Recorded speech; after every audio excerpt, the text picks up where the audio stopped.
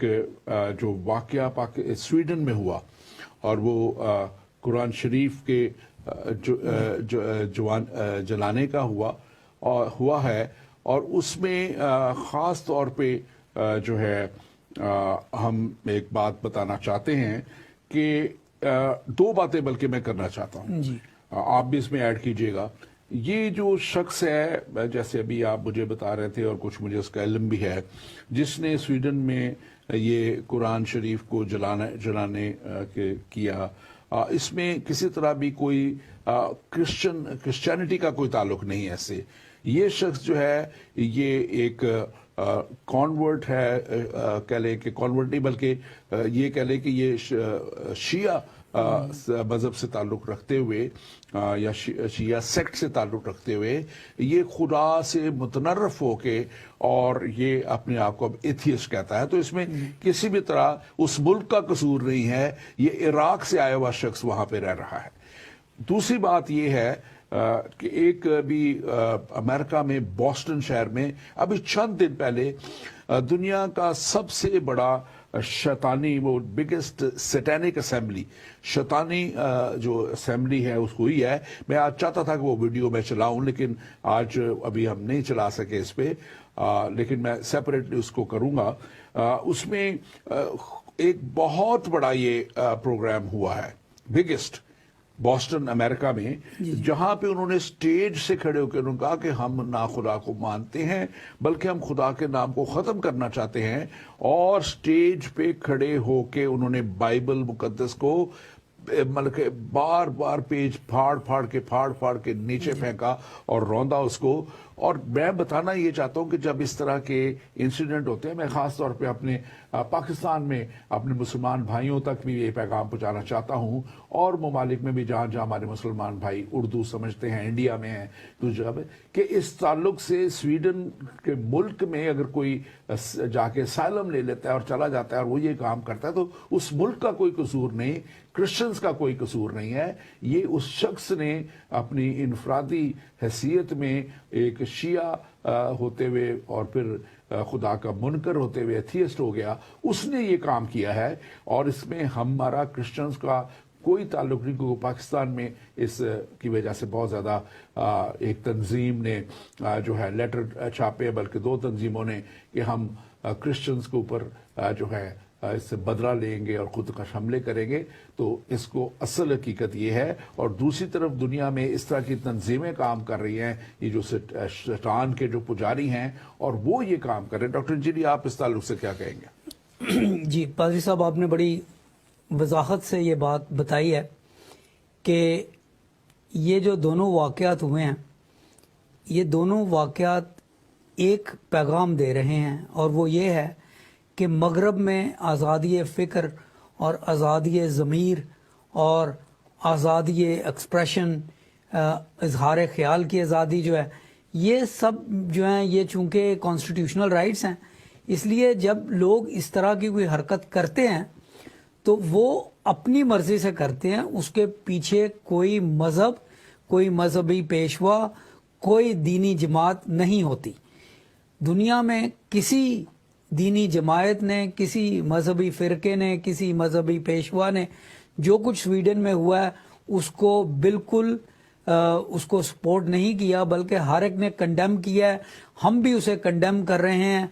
लेकिन बात दरअसल ये है कि बहुत से ममालिक से जो लोग यूरोप और अमेरिका में आते हैं, जिन्हें इस तरह की आज़ादी पहले नहीं होती, तो जब उन्हें ये आज़ादी मिलती है तो वो इसको फिर तमाम हदें फलांग जाते हैं। अब ये शख्स जो है ये स्वीडिश शहरी बाय बर्थ नहीं है, ये कहीं और से आया हुआ शख्स है, और इसका क्रिश्चियनिटी से कोई ताल्लुक नहीं है। इसकी बैकग्राउंड इराकी है, और इसका किसी भी मजहब या फिरके से ताल्लुक हो, he was never a Christian and he is not a Christian, और उसने कभी ऐसा होने का दावा भी नहीं किया। Sweden itself is no more a Christian country, ये सेकुलर कंट्री है, सेकुलर स्टेट है। जब सेकुलर स्टेट्स में इस तरह के वाकयात होते हैं तो किसी मजहब की तरफ, किसी दीन की तरफ اشارہ کرنا بالکل غلط بات ہے. جیسے آپ نے ابھی فرمایا کہ بوسٹن میں امریکہ میں یہ تو ایک شخص کی بدتمیزی ہے, ایک شخص نے ہرزہ سرائی کی ہے, لیکن بوسٹن میں ایک بہت بڑی کانگریگیشن, سینکڑوں ہزاروں کی تعداد کا مجمع جو اپنے آپ کو شیطان کے پیروکار کہتے ہیں, سیٹنسٹ, سیٹن ورشپرز, انہوں نے جمع ہو کر تو ایک ایسا سین کریٹ کیا ہے کہ جس میں انہوں نے بائبل کی بے حرمتی کی ہے, اس کو پھاڑا ہے, اس کو روندا ہے, پاؤں تلے کچلا ہے, اس کو جلایا ہے, اور جو کچھ بھی بن پڑا ہے ان سے انہوں نے اس کے ساتھ کیا ہے. لیکن اس کا, اور یورپ اس بارے میں خاموش رہا ہے. اس کا مطلب یہ نہیں کہ وہ انہیں سپورٹ کرتے ہیں. یہ جو کانسٹیٹیوشنل آزادیاں ہیں ان کو اگر رین ان کرنا ہے تو اس کے کانسٹیٹیوشنل لاز کو امینڈ کرنا پڑے گا. لیکن یہ کہنا کہ یہ جو کچھ ہوا ہے یہ کرسچینٹی کی وجہ سے ہوا ہے یا کرسچین لوگوں نے کیا ہے, اس کا نہ کرسچینٹی سے کوئی تعلق ہے. کرسچینٹی کا ترا امتیاز, کرسچینٹی کی سٹینڈرڈ وہ بائبل مقدس ہے.